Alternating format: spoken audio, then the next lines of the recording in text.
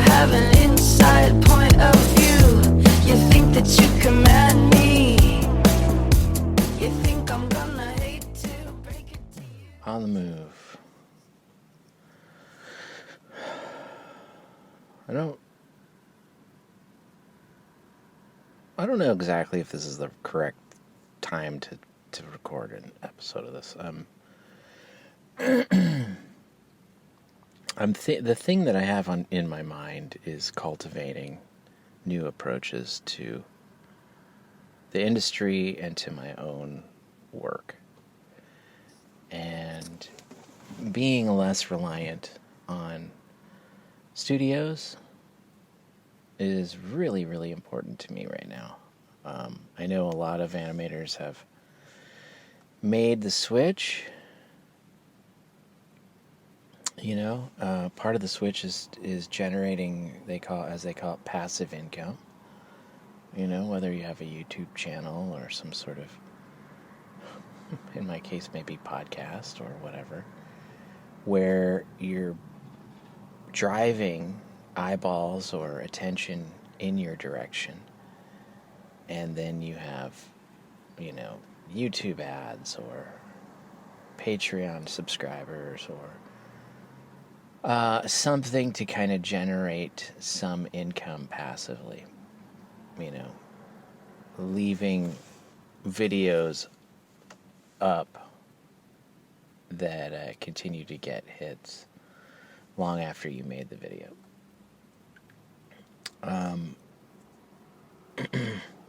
Yes, I think this would be a very, very smart thing to do. My personality fights against that kind of stuff, mostly because of just complacency. I have always thought of freelance work as like the pocket, like I'm in the pocket, and it feels really good to be in the pocket, I've been in high demand down in LA. It could always be better. I'm not tooting my own horn or anything, but my phone rings and I pick it up and it's a job, or I get a text or an email. And it's a producer I haven't heard from in a little while. Boom. Hey, can you start Monday? Of course. And, it's a vagabond's lifestyle. You're moving from gig to gig. And they're short, usually. Commercials or pilots or music video or something. And, it's anywhere from, 3 to 8 weeks. And then it's over. Occasionally you get on a series that's a little longer. But when you're in it, it's weird. Psychologically, you kind of feel like you're always going to be in it. This crew mentality takes hold. And you're like, all right, this is my routine. These are the people I work with. This is the dysfunctions. These are the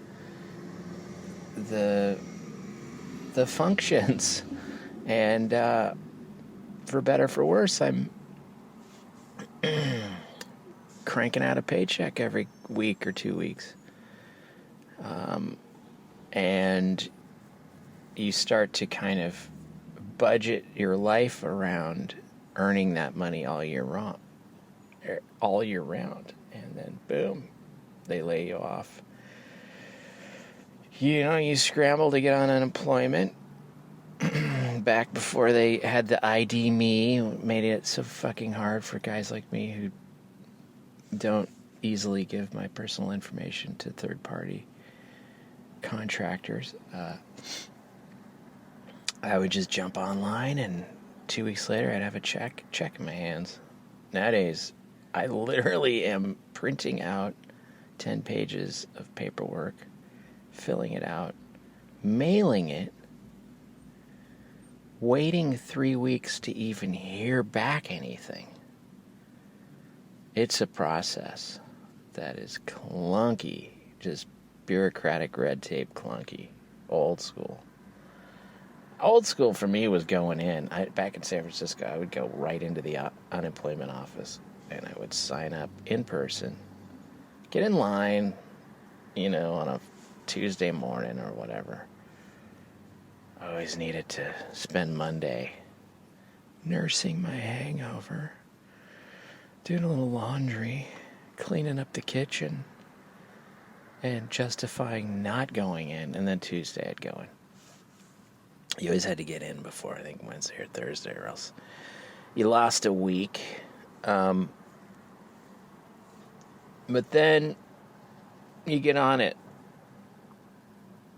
and it seems to sort of nurse you back to health for the duration of time it takes to find a new gig.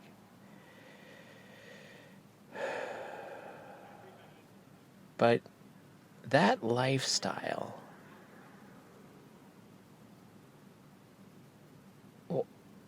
no matter how limiting it might be for whatever kind of level of success you think you're entitled to. For me, I went into the complacent lane. I'm like, this is what I want to do. Shoving puppets around is the pinnacle for me. I enjoy it. I didn't have designs on computer, 2D, or any kind of CG animation. I was all about stop motion puppet animation, character animation. And I've been very fortunate, since about 1993, I've fallen into a good 30-plus year career of just doing that. I mean, I spent a couple years in the beginning hunting and pecking and looking and trying. But that was the big fork in the road for a lot of people. The post-Nightmare Before Christmas years, where some people went into CG. You had all these companies, Pixar had just put out Toy Story 1 and needed to seriously crew up for another one. You had PDI. Tippett was starting to get CG.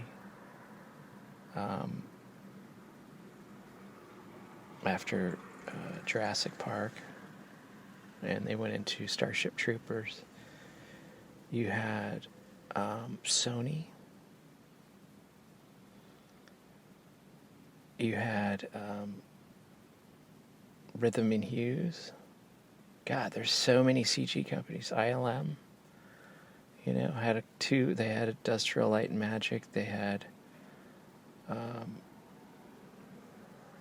I forget the other one. But it was like video games on one side, movies on the other. And it was that high-end CG effects movie magic. So the Bay Area was like the it place, and there were so many companies. But you either went CG or there kind of really wasn't anything but Henry. And I didn't make the grade for James and the Giant Peach or Monkey Bone or Life Aquatic or any of that shit. So I was sort of I was hitting gutter balls with my reel. I feel like I dodged a bullet. I never got ingratiated into the CG world. I worked for a stint at a place called Cinematico, and I did 3D Studio Max, cinematics for video games. They were all CG characters, based on the movie Over the Hedge. It was a video game version of Over the Hedge, and it was okay. It was kind of squashy, stretchy, kind of Warner Brothers style animation, but it was appealing to me, but I just didn't like the whole layout. I didn't like the ergonomics of it. I didn't like sitting at a desk. I didn't like the eye strain.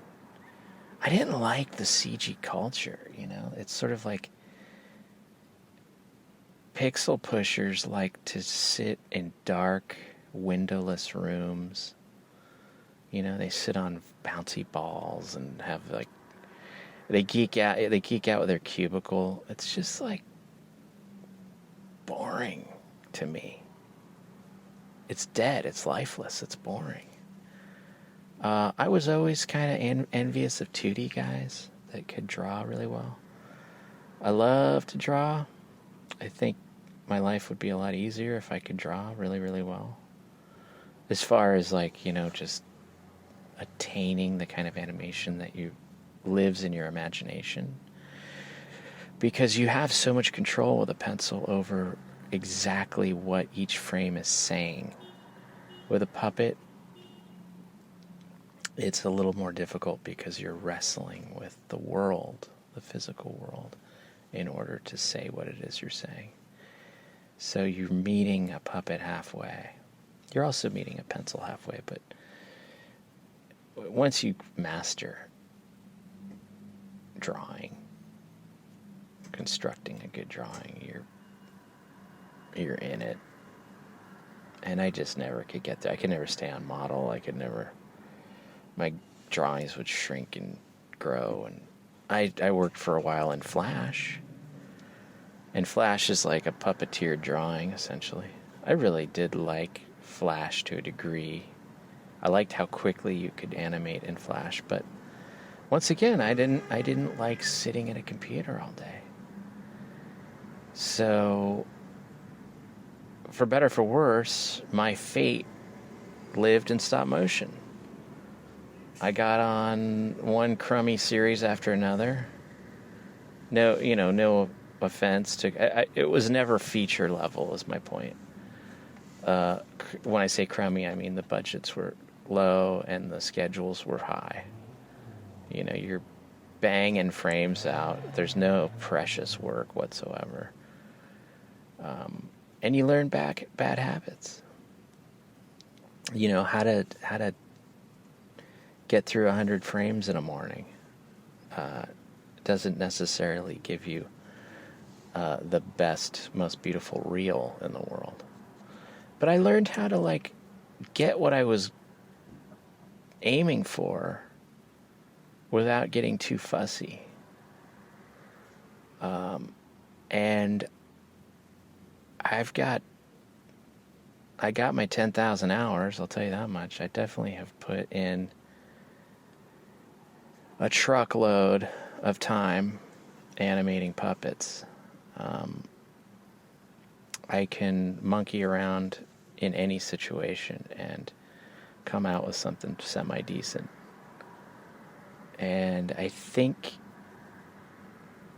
my love of puppets, the joy in my life has benefited from my love of puppets. It's been a really, really wonderful career as far as quality of life and overall happiness.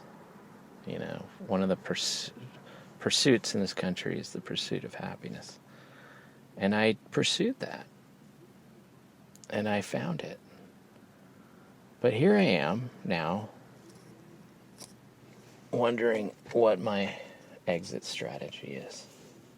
It's not exiting from stop motion, it's exiting from an industry where I'm dependent on that industry. I'll take this way too far. I break the stars.